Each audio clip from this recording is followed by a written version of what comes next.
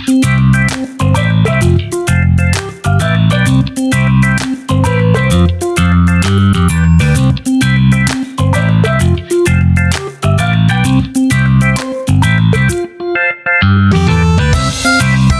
Darnilo Villanueva ay isinilang noong 1958 sa Puerto Princesa, Palawan.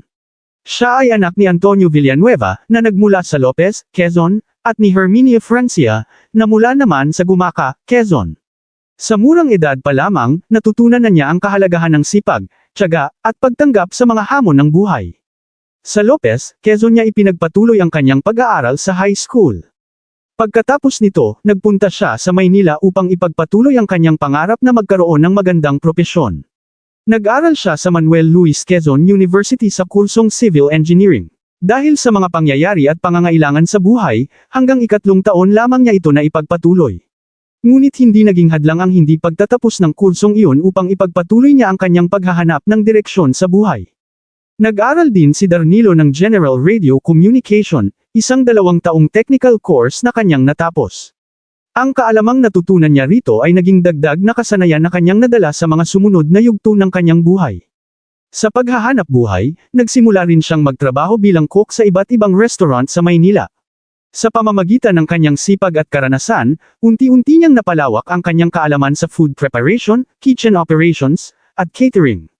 Mula sa mga restaurant ay nagkaroon siya ng pagkakataong makapagtrabaho sa mga hotel, kung saan lalo niyang nahasa ang kanyang kakayahan at disiplina sa trabaho. Ngunit higit pang nagbago ang takbo ng kanyang buhay nang mapasok siya sa maritime industry. Noong 1994, nagsimula siyang magtrabaho sa mga barko at offshore vessels. Malayo sa pamilya, iba ang lugar, mahirap ang trabaho, at maraming sakripisyong kailangang gawin.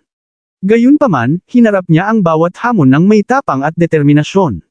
Sa paglipas ng mga taon, umangat ang kanyang karanasan at responsibilidad hanggang sa maging camp boss at overall in charge sa catering department ng mga offshore vessel.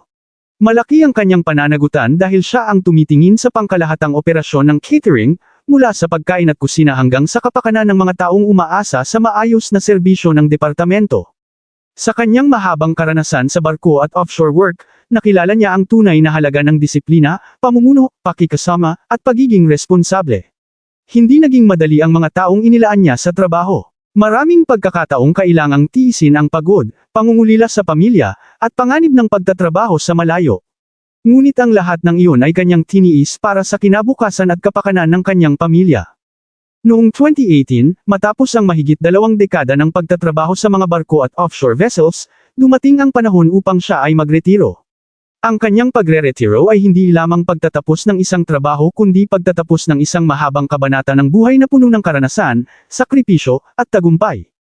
Ang kwento ni Darnilo ay kwento ng isang taong maaaring hindi natapos ang unang kursong kanyang pinangarap, ngunit hindi kailanman tumigil sa pag-aaral at pagharap sa buhay.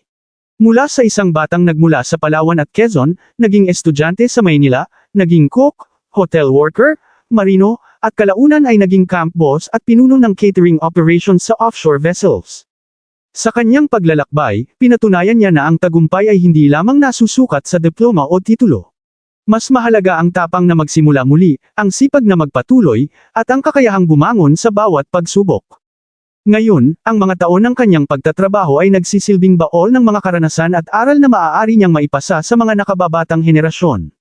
Ang kanyang buhay ay patunay na kahit saan man magsimula ang isang tao, at kahit gaano karaming liko ang tahaki ng kanyang buhay, maaari pa rin siyang makarating sa isang lugar na maipagmamalaki niya. Ito ang buhay ni Darnilo Villanueva, isang buhay na hinubog ng sipag, sakripisyo, paglalakbay, at walang tigil na pagsusumikap para sa pamilya at sa kinabukasan.